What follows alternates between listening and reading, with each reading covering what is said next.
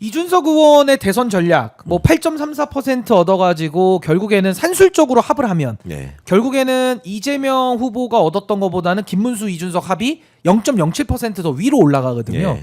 그럼 여기에 대해서는 아마 보수 기존 세력들은 야 이준석 너 때문에 졌어라는 그 논리를 만들기에는 너무 좋은 그러게요. 숫자가 나와버렸다. 네. 진짜 황금 숫자가 나왔어. 황금 숫자가 나왔고 또 본인은 보전도 못 받았고요. 예. 근데 이제 이걸 가지고 또 어떻게 해석을 하냐면 천하람 상임선대위원장은 네. 자신들이 지난 총선 때 얻었던 득표율이 3.5%인데 아. 8.34니까 2.3배 더 잘했다. 네. 요게 정치 승리 계산법이고 저는 어떻게 계산하냐면 이준석이라는 정치인이 국민의힘에서 대표될 때 이준석 바람이 불었잖아요. 네. 그때 민심 48% 얻었었고 그다음에 동탄에서 선거할 때 42% 얻었었고 이제 8% 얻었거든요. 네. 그 단적으로 동탄 지역구만 떼놓고 봐도 13에서 14% 얻었습니다. 그럼 3분의 1 토막이잖아요. 네. 근데 이거를 반대로 해석하더라고요.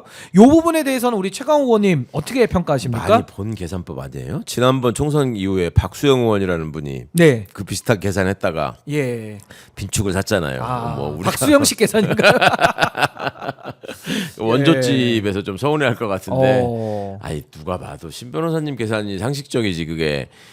아니 그 당이 지금 예. 그 전에 무슨 총선 과정에서 합세했던 사람들 다 떨어져 나오고 지금 이준석 사당 된 거 아니에요? 혼자 남았어. 단독당이에요, 지금 단독당. 그러니까 그러면 예. 이준석의 득표를 중심으로 봐야지. 그 동탄을 놓고 봐야 되는 거 기본적으로 아닙니까? 동탄을 놓고 봐야 되는 게 너무나 당연한데. 근데 42에서 지금 13 됐는데 요걸 거꾸로 해석을 하더라고요. 3.5가 8.34 됐다. 지금 이렇게 보고 있거든요. 그러니까요. 아니 뭐 예. 계속 그렇게 생각하면 좋겠네요. 뭐 그럼 다음에 지방선거 때는 15, 16 되겠네.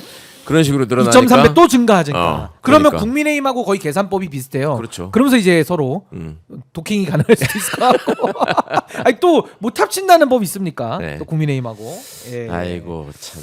아니 그러면 의원님 그건 그렇고 이준석 당시 후보가 TV 토론 3차 토론의 정치 분야에서 권영국 후보에 대해 가지고 했던 그 뭐 막말이라는 말로도 부족하고 저는 이제 바바리맨성 발언이라고 좀 보는데 전 국민 상대로 언어 성폭력을 하지 않았습니까? 그러면서 지금까지도 사과를 했다가 안 했다가 했다가 안 했다가 하면서 여전히 뭐 순화된 표현이었고 뭐 이런 식의 좀 애매한 표현법으로 어물쩍 넘어가고 있는데 여기에 대한 지금 국회 징계 청원이 말입니다. 네. 16만 명을 넘어섰습니다. 네, 네. 아마 이거 오늘 안에는 20만 명 돌파할 것 같은데요. 그렇겠죠. 이 제명에 대한 국민적 여론 이건 좀 어떻게 보십니까?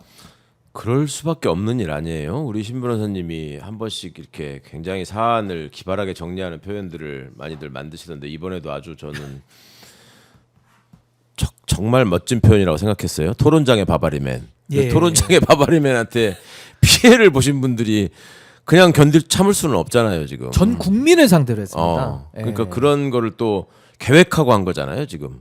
본인도 사실상 그 빌드업을 한 부분을 그 인정했습니다. 부분을 인정하잖아요. 예, 예. 그러니까 그런 고의범에 대해서 응징하는 거는 너무 당연한 일인 것 같고. 예. 근데 이제 그게 실제 제명으로 이어질 것이냐는 좀 뭐랄까 정치적 고려가 좀 필요하겠죠. 예. 그러니까 일각에서는 그런 걱정도 하시더라고요. 어차피 망할 사람을 굳이 제명을 통해 가지고 희생자인 것처럼 만들어줄 필요가 있냐. 예. 뭐 그런 얘기들도 하시던데 어떻든 이 어떤 발언에 대한 그 또 발언의 파장이나 그 더러움에 대한 책임은 본인이 짊어지고 가야 될 일이고 예. 이번에 설사 제명을 벗어날 수 있다고 하더라도 평생 이거는 벗어날 수 없는 굴레가 될 것이고 그리고 조만간 이제 명태균 특검이 또 출범할 텐데. 그 김건희 특검은 다 연계돼 있는 겁니다. 예, 지금 그럼 뭐 다. 또 주범 아니에요. 예. 이준석은 사실상 거기. 당에서의 주된 역할을 한 거죠. 그러니까 명태균 입장에서 예. 이준석이 없었으면 그게 다 불가능했을 일 아닙니까? 그러니까 김건희랑 윤석열 관계입니다. 사실상. 예, 예, 사실상 사인이니까. 그렇죠. 예. 그러니까 그거를 염두에 두고 보더라도 이준석의 정치적 장래는 어두울 수밖에 없을 것 같은데 그럴 거면 예. 차라리 이런 도덕적인 부분에 대해서 빨리빨리 사죄 드리고 이게 다시는 이런 일을 안 하겠다라고 하면서 그냥 법적 단죄만 기다리고 있는 게 맞지 법적 도덕적으로 다 파산하는 길을 택하면 그거는 인간적으로도 이제 이 사회에 존재할 수 없는 종의 괴물이 되는 건데 예. 너무 좀 뭐랄까 그 잔꾀만 너무 능하다 보니까 예전에 우리 어른들이 그런 말씀하셨거든요. 이게 죽을 이렇게 몰락하는 사람은 예. 꾀를 내도 죽을 꾀만 낸다고. 아. 딱 지금 그 꼴. 딱 그 꼴. 그러니까 악순환 무한 루프에 지금 빠진 예. 거 아닌가 싶은 생각이 들더라고요. 아니 근데 저는 뭐 고의로 빌드업 한 것도 너무 비난 가능성이 높지만 그 이후에도 지금까지 뭐 사과를 하면 깔끔하게 사과를 하고 죽을 죄를 줬습니다 하든지 그리고 후보직 사퇴하든지 뭘 예. 하야 정리를 해야 되는데 완주했고요. 그렇죠. 그리고 지금도 이준석이라는 사람이 책임진 게 없어요. 그러니까 사과를 뭘 책임졌는지를 모르겠어요. 그나마 좀 사과에 가까운 얘기를 하긴 했는데 펜코에다가 한 거잖아요. 펜코 지지자들에게, 회원들한테만, 지지자들에게만. 아니, 그래서 저는 이게 더 위험하다고 보는 게 앞으로도 마이크를 계속 대줄 건데 바바레맨이 또 언제 바바리를 또 오픈할지를 그렇죠. 우리 모르니까 그거는 위험하잖아요, 사실은. 정신질환이기 때문에 그게 쉽게 안 끊어지거든요. 아니 그리고 바바레맨이 의원님 또 그 있습니다. 증세가. 이게 국회의 자율권인데 자정 기능인데 네. 이 정도 대국민 성폭력 발언도 국회가 자정을 안 한다면 이건 국회도 이건 반성해야 되는 거 아니야? 그럼 당연하죠. 도대체 어느 정도 수위로 국민들을 농락하거나 했을 때 그럼 제명이라는 걸 쓸 것이냐? 그렇죠. 이 부분도 좀 고민이 필요할 것 그러니까 같습니다. 이거는 사실은 제명을 예. 본격적으로 추진하면은 가능성이 좀 높아 보이잖아요. 200석입니다. 200석. 그러니까 지금 예. 민주당이 이제 몇 석 됐죠? 193석까지 됐나? 김상우 김상우 의원 의원 와가지고 왔으니까. 예. 그죠? 그럼 7명만 있으면 되는데. 아니죠. 193석 이제 개혁신당 포함한 거니까 그걸 아, 빼면 아, 100 한 90석 정도 될 겁니다. 190석 정도. 한 11명 정도는 넘어와야 되는데. 민주개혁 진영이. 예. 그러니까 그럼 국힘에서 11명 정도 해야 되는데 국힘에서 이준석 싫어하는 사람이 11명은 넘지 않아요? 그렇죠. 예. 그러니까 이제 그 사람들이 어떻게 계산하느냐에 따른 건데 사실은 정상적으로 당연히 제명돼야 되는데 그런 문제가 있는 거죠. 이렇게 해서 이준석이 제명되면 국힘 입장에서는 예를 들어서 추경호가 제명 안 된다는 보장이 없잖아요. 예. 내란에 가담한 흔적이 너무너무 두려움이 역력한데 있겠죠. 예. 그러니까 선례를 만들면 안 된다라는 것 때문에 오히려 예. 자기들끼리 이제 방해 공작을 하지 않을까 하는 예. 거 그런 걱정 정도는 좀 있어 보여요. 그래서 저는 이게 만약에 표결까지 간다고 하면은 제명이 되면 국회가 정상화되니까 좋은 거고 예. 제명이 안 되더라도 이거는 그걸 제명을 반대한 사람들이 또 정치적 책임과 부담을 또 지는 거기 때문에 그렇죠. 하여튼 이 부분에 대해서는 좀 저는 뭔가 정리가 좀 돼야 되지 않을까 싶고 이제 국민들의 여론도 만만치가 않은 게 국민들은 당연히 이거는 제명해야 될 예. 사안이라고 지금 생각하시는 거죠. 아니 왜냐면 소환제가 그러니까 없으니까요. 국민 그렇죠. 소환제도가 없으니까 이거는 뭐 책임을 물릴 방법이 이거 제명밖에 없는 건데 네. 지금 4시 44분 기준으로 이준석 제명에 대한 청원이 16만 7,695명입니다. 와. 이제 17만 명 곧 이 방송 그러면, 끝나면 네, 돌파가 될 것 같고요. 또 숫자 계속 올라가고 있습니다. 그래서 아무튼 이준석이라는 정치인의 향후 행보도 뭐 어쨌든 그렇게 밝아 보이지는 않는데 굉장히 이 부분도 참 더 국민들의 우려가 좀 깊어지는 거 아닌가 싶습니다.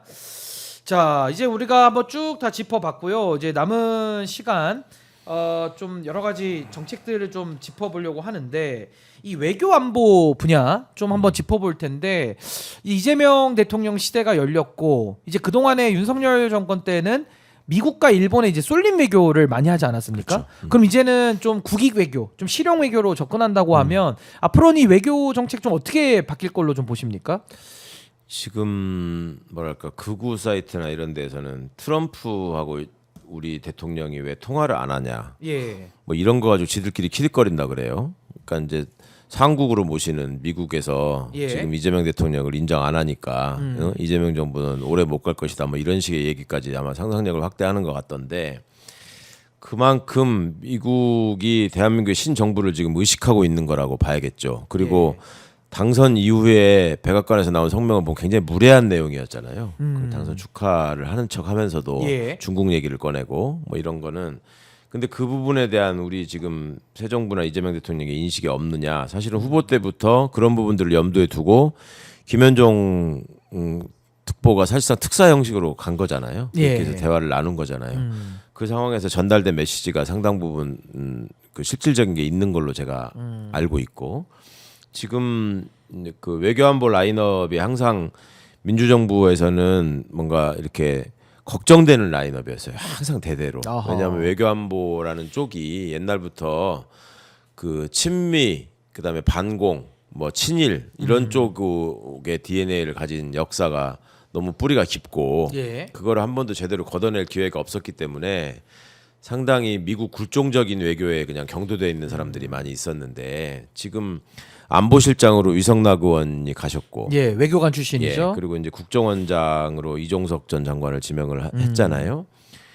이종석 장관은 중국 북한 문제에 대한 전문가라고 할 수 있고 예. 이제 위성락 의원은 그간의 경력을 보면 북미국장을 지냈고 러시아 대사를 했고 예. 그러니까 이제 사강을 염두에 두고 이 대통령께서 그 전에 당에서도 그런 얘기를 했다고요. 이게 특정 부분에 한정해서 확실하게 임무를 부여하고 그 성과를 가지고 사람을 평가하고 계속 쓸지의 여부를 판단하겠다. 예. 그런 말씀들을 많이 하세요. 그렇다면 지금의 외교안보 팀이 이 한미 동맹을 바탕으로 해서 얼마나 건설적인 한미 관계에 관한 대안과 아이디어를 제시하고 그거를 또 우리 대통령이 지금 가장 뭐랄까 좀 경험이 없다고 할 수 있는 부분이 외교잖아요. 예. 이제 지방 정부만 운영을 해봤기 때문에 그런 경험이 없으셔서 그 부분을 미국은 최대한 집요하게 파고들려고 할 겁니다. 우리 정부의 약점이라고 본인들이 생각을 예. 하고 그럴 때 대통령이 맑은 눈을 가지고 이 외교안보의 인력을 기존의 관습대로 그냥 미국 편향적이거나 미국 굴종적인 자세를 버리고 철저하게 대통령이 지향하는 바에 따라서 성과물을 가져오는 그런 주문을 하실 거고 그런 역할을 또 해야 되는 거죠. 예. 그 바탕 위에서 지금 취임 선서에서도 한반도 평화를 최우선적으로 하겠다 이런 말씀하셨으니까 그런 면에서 이제 이재명 대통령의 어떤 학습 능력과 진 면목이 좀 드러날 수 있는 기회가 아닌가 저는 그렇게 외교 기대하고 영역에서도. 있습니다. 예. 예. 아니 근데 지금 트럼프가 뭐 관세 전쟁까지 뭐 도발 아닌 도발을 해 가면서까지 이렇게 흘러 왔는데 뭐 어찌 됐든 지금 뭐 트럼프의 전략도 많이 좀 읽히고 있는 상황이어가지고 또 중국을 중심으로 한 또 반대 진영 쪽에서는 예. 이제 굉장히 또 미국을 상당히 또 압박하는 이런 움직임도 좀 있거든요. 그렇죠. 그래서 이런 상황에서 뭐 전략적 모호성과 또 균형 외교의 정신을 좀 되살려서 또 국익을 가장 최우선에 놓고 만약에 외교안보 정책도 맞습니다. 꾸준하게 원칙 있게 해 나간다면은 그러니까 또 성과를 낼 수 있을 것 같은데요. 전부터 이제 그런 얘기 예. 많이 했죠. 만약에 한국과 미국이 사이가 벌어지고 네. 그런 한국 정부가 미국에 등을 돌리는 상황이 되면 누가 더 아쉬운가 예. 이걸 따져보면 뭐 실리를 계산해 본다면 그렇죠. 실리의 측면에서 미국이 뭐 그러려면 그렇게 하시라 이럴 수 있는 상황이 아니거든요 지금. 그러니까 이제 그런 점들을 얼마만큼 뭐랄까 이게 영리하게 예. 잘 헤쳐나가느냐 이런 점들이 있을 것이고 뭐 일본과의 관계도 마찬가지고요. 그렇죠. 예. 일본은 지금 바짝 긴장하는 모습이 보이잖아요. 그냥 자기들 얘기 다 들어줬던 바보가 사라지니까 예. 이제 이재명 대통령이 되게 영민한 분이라는 걸 알고 있단 말이에요. 그리고 대한민국의 민주정부가 항상 일본과의 관계에서 얼마나 자주적 예. 외교를 강조했고 일본의 정상화에 대해서 항상 주문해 왔는지 예. 그걸 잘 알고 있으니까 미국 입장에서 이제 지금 트럼프가 시진핑하고 장시간의 통화를 통해 가지고 관계 개선을 지금 좀 하는 것 같고 예. 사실상 중국한테 진 거 아니에요, 미국이? 사실상은 그렇죠. 예, 예. 예. 그런 사실상 평가가 많습니다. 진 건데 아닌 것처럼 하려고 지금 예. 하는 건데 테러를 열고 있는 예, 건데. 그 와중에 우리 정부를 자극해 가지고 오히려 그거를 더 훼손하는 그런 거는 저는 안 할 것 같아요. 그러니까 우리 입장에서도 충분히 우리가 쓸 수 있는 카드가 지금 늘어나고 있다고 예. 생각이 되고 그 점을 좀 잘 정리해 나갔으면 근데 저는 좋겠습니다. 그 윤석열이 상징하고 있는 이 사대주의자들 있잖아요. 저는 이자들, 그러니까 저는 뭐 한미 동맹 더 강화하고 잘 발전시켜야 된다는 입장임에도 불구하고 그렇죠. 또 우리가 간과하지 말아야 될 거는 대한민국이 힘이 커진 것도 인식을 같이 해야 되거든요. 그럼요. 우리도 힘이 있는데 예. 그 힘을 안 써버리면 그럼 사실 그 외교를 못한 거 아닙니까? 그러니까 어떻게 보면 우리도 지금 컸는데 대한민국의 그 친미 예. 반공 수구 세력의 시각에서 보자면 이 사대주의자들 저 네덜란드나 스위스 같은 나라는 세상에 존재할 수 없는 나라예요. 그 논리에 의하면 그렇죠. 그렇지 않아요? 예, 예, 그 강대국들 사이에 끼어가지고 외교 잘하고 하거든요. 예, 그리고 뭐 특별히 예. 거기가 무슨 막 병력을 가지고 남을 위협하는 나라도 아닌데 그러니까요. 예. 그 유지를 하잖아요. 하고 있죠. 그거는 철저하게 국익 중심으로 이 사람들 사이에서 거중 조정을 잘 하면서 줄타기 하는 거고. 예, 그걸 잘 유지해 가는 거 아닙니까? 예. 그러니까 이제 그런 어떤 힘을 숭상하는 뭐 보수적 지향에서 그런 단선적인 사고만 한다는 거를 한편으로 이해할 수는 있는데 예. 그거를 그럼 좋게 평가할 수는 없는 거죠. 어쨌거나 국익을 뒷전에 두고 미국이 가는 길로 미국이라는 형님이 우리를 지켜줘야지만 우리를 살 수 있고 저기 붙어야지만 나의 재산도 유지가 되고 그런 거에 대한 어떤 뭐랄까 확신이나 신념이 너무 커요. 너무 제가 강하죠. 보기에는 너무 예, 강해. 깰 수가 없어요. 예, 깰 그리고 수가. 막 미국 얘기만 나면 왜 이렇게 좋아하는지 모르겠고. 예. 그러니까 이제 그런 점들이 점점 우리가 극복해야 될 민주정부의 과제인 건 맞는데 그렇다고 해서 또 현실을 무시할 수는 없는 거잖아요. 그렇죠. 지금 예. 그냥 우리 민주시민들 중에서도 미국하고는 무조건 우리가 저기 해야 되는 거 아니야? 이런 말 생각하시는 분들 많아요. 근데 미국도 그러니까 이제 바뀌고 있잖아요. 자국 그러니까요. 보호, 자국 예. 이익주의로 바뀌고 미국이 있어서. 저렇게 철저하게 자기 국익 중심으로 네, 이미 지금 바뀌었고. 저렇게 예. 가는데 예. 그러면 우리가 일종의 블록을 만들어서 예. 미국에 동등하게 말할까 이 대항하는 이런 모습도 이제 필요한 걸 거고 미국이 지금 트럼프의 저런 일종의 그 힘을 앞세운 일방적 외교를 통해서 성과를 내지 못하면 예. 저기도 중간 선거에서 폭망할 거고 그렇게 되면 이제 뭔가 변화가 올 수밖에 없는데 그 과정에서 우리가 동북아 평화를 중심으로 놓고 좀 주도권을 잡는 상황이 다시 올 수 있기를 바랍니다. 예. 그리고 마지막으로 좀 대북 정책도 한번 여쭤보고 싶은 게 사실은 이제 북한 이슈가 거의 사라졌어요. 맞아요. 예, 오히려 이게 북한이 원했던 뭐 통미봉남처럼 이제는 거의 우리 정부가 사라졌고 윤석열 네. 정권 하에서는 뭐 통일부 장관의 가장 극우적인 인사가 또 가 있었고 네. 아무것도 한 게 없습니다. 그렇죠. 그럼 이 무너진 남북 관계도 어떻게 이걸 또 복원해 나가고 또 좀 더 이재명 대통령께서 담대한 이 통일 비전과 그런 구상들을 좀 제시를 해서 주도를 좀 해야 될 것 같은데 이 부분은 또 매우 좀 어려운 주제 아니겠습니까? 맞습니다. 좀 어떻게 보십니까? 사실 지금 국제 환경의 변화 때문에 우리가 민주정부가 정권을 잡을 때마다 사실은 통일 정책에 대해서 굉장히 적극적인 비전들을 많이 얘기를 했었어요. 예. 근데 이번 선거에는 그게 쟁점이 된 적도 없고 없었잖아요, 사실상. 안보가 좀 빠져 있었습니다. 네, 국민들의 예. 기억에 지금 남아 있는 게 없어요. 예. 그러면 이제 백지 상태에서 완전히 무너진 상태에서 지금 재건을 해야 되는데 북한도 지금 그 사이에 윤석열 정부를 거치면서 완전히 입장이 바뀌었잖아요. 김정은이 이제는 통일을 지향하지 않겠다. 예. 그냥 대한민국으로 부르겠다. 그러면서 평양 시내에 있는 통일역이라는 지하철역이 있었는데 네. 그것도 이름을 바꿨어요. 어. 그 정도로 지금 이제 그 나름의 국내 정책의 변화를 지금 김정은이 앞장서서 어찌 보면 이끌고 있는 상황인데 지금 트럼프는 지난번에 내가 그 네오콘들한테 둘러싸여 가지고 싱가포르 회담 실패한 거는 예. 굉장히 잘못됐다라고 인식한다는 거 아니에요. 그리고 북한을 어떻게든 본인이 가서 움직여 가지고 자신의 성과로 만들고 예. 그걸 통해서 중국도 견제하고 본인이 생각하는 사업적 어떤 실리도 얻고 예. 이런 식의 다양한 구상들을 하는 것 같아요. 근데 그때 잘 안 됐죠. 그러니까요. 예. 근데 그런 모습들을 우리가 적절하게 잘 활용할 수 있으면, 그러니까 트럼프가 그런 욕구가 있는데 혼자 힘으로는 안 된다라는 거를 이제 깨달아가는 상황이잖아요. 예. 그러면 그 과정에서 우리 정부가 뭔가를 이렇게 그 주도하면서 함께 갈 수 있다라는 것을 보여주면 예. 이 과거와 같은 어떤 해빙 무드랄지 성과가 그래도 좀 있을 수 있지 않을까. 예. 그러니까 지금 공교롭게도 우리는 미국이 민주당 정부 때보다 공화당 정부일 때 남북 관계는 진전이 되는 경우가 훨씬 많았기 때문에 예. 그런 점을 좀 기대해봐야 되는 거 아닌가 싶은. 그리고 북한도 뭐 소위 말하는 북중러 뭐 삼각 동맹 비슷하게 네. 많이들 표현은 하십니다만은 또 북한이 또 러시아랑 또 잘 지내면 또 중국과도 멀어지는 게 있고 우리가 또 그렇죠. 그 틈새를 또 그렇죠. 파고 들어갈 공간들을 그러니까 분명히 있기 중국은 때문에 굉장히 적극적으로 지금 우리한테 구애를 지금 했잖아요. 하고 있죠. 예, 하고 그게 이제 있고. 북한 러시아 관계 때문에 그런 예, 것이고 이제 또 밀착이 되니까. 그 북미 관계가 또 달라질 것 같으니까 또 그런 그렇죠. 면도 있잖아요. 예. 그 와중에 또 일본도 수교를 하겠다고 다녀왔잖아요. 예. 그러니까 그런 상황에서 중국이 사실은 우리한테 매달릴 수밖에 없는 측면이 있고 그렇다면은 미국과의 관계에서 우리가 그거를 얼마만큼 어느 정도 현명하게 이용할 것인가 하는 그렇죠. 면이 있고 예. 그러니까 미국도 다른 어떤 러시아와 미국의 관계에서도 예. 남한의 역할이 필요하다라는 걸 인지시켜줄 필요가 있겠죠. 예. 그리고 마지막으로 그 대법관 증언에 관한 부분, 요거는 예. 이제 어떻게 좀 로드맵을 가지고 진행해야 된다 이렇게 보십니까? 속도 조절을 좀 하신 것 같죠 대통령. 예, 살짝 느낌은 지금 그렇습니다. 네. 예. 그러니까 이제 처음에 뭐랄까 저는 그게 그 사법 개혁이 필요 없다는 생각의 속도 조절이 아니고 지금 중요한 것은 민생을 빨리 살리고 국가를 정상 궤도에 올리는 것이다.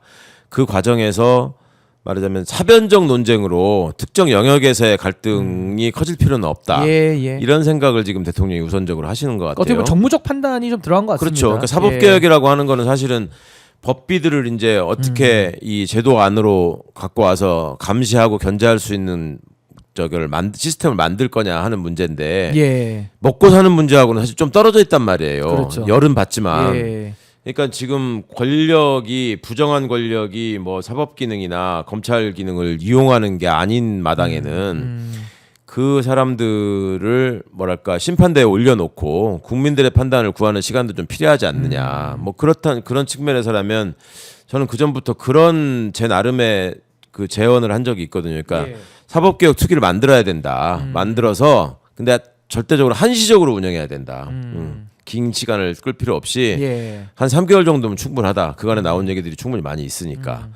그래서 그 과정에서의 이제 여러 층위의 논의를 좀 하고 그러고 나서 그 기한 안에 성과물이 없으면 그 다음에 논의는 국회가 주도해서 해야 되는 겁니다. 예. 어차피 예전에 참여정부 때 사교회 같은 경우에도 그 오랜 기간을 사교회가 논의를 해가지고 법안을 다 만들고 했는데 국회에서 또 당시에 이 국힘류의 정당에 의해서 한나라당이었죠 당시에는 예. 그 다시 다 막 이렇게 망가진 경우가 많이 있었거든요. 그러니까 그런 것들을 방지하기 위해서라면 국회가 주도하는 논의 이것이 뭐랄까 그 사법부의 의견을 제시받고 예. 그 사람들한테 어느 정도의 기회를 준 다음에 본인들이 제시한 안이 어느 정도 수준에 있는 건지를 국민들이 한번 보실 필요도 있거든요. 예. 그러니까 우리가 애초에 제기된 대로 그냥 던져주고 받아 이렇게 하는 모습보다 저 사람들은 어느 정도까지 생각을 하고 있는가. 그러니까 이 정당성을 부분을 더 확보해가는 과정일 수도 있는 그렇겠죠. 거죠. 이제 절차적 예. 정당성과 합의의 범위를 좀 넓히는. 뭐 그래야지 소위 말하면 사법 보복이라는 게 예. 그 좀 불가능해질 거 아니에요. 사실은 사법부 구성원들이 갈수록 개인화되고 파편화되고 예. 있는 게 장단점을 다 갖고 있어서 젊은 법관들이 오히려 더 보수화되고 있고 예. 시야가 좁아지고 있다는 걱정들 많이 한단 말이에요. 지금 법조인들이 이번 그 조희대 사법파동 과정에서도 보시듯이 뭔가 국민들이 보시기에 박수를 받을 수 있는 선명한 의견을 낸 사람들이 다 지방법원 부장들이라고. 네. 저는 그 부분에 주목했거든요. 이 세대가 지금 여기가 근데 원래는 젊은 법관들이 더 치고 더 나와야 되는데 들고 일어나야 그게 되고 없었죠. 자신들의 미래가 지금 망가지고 있는 건데 그러니까요. 그리고 예. 조희대 대법원장이라는 사람의 태도도 역대 대법원장이 보였던 그런 모습이 아니에요. 지금 예. 사법부 수장이라기보다는 그냥 사법 관료로서 자리에 연연하는 모습을 보이고 있기 때문에 윤석열 하수인 같은 모습을 많이 보였죠. 글쎄 말이면 사실상. 너무 안타까운 일이죠. 그러니까 예. 이 민낯을 조금 더 드러낼 필요가 있을 것 같습니다. 그러니까 아무래도 이제 사법 개혁의 시간이 있기는 한데 이제 마냥 늘어놓을 수는 없는 것이고, 그렇죠. 보다 그렇다고 서두르기보다는 좀 개혁의 이제 우선순위 과제를 그러니까 지금 막 돌파해 나가면 예. 저들한테 뭐랄까 먹잇감과 공격거리를 던져준다는 판단이 빌미를 있을 수 줄 수 있잖아요. 있는 그렇죠. 부분도 그렇게 분명히 해가지고 뭐 있으니까.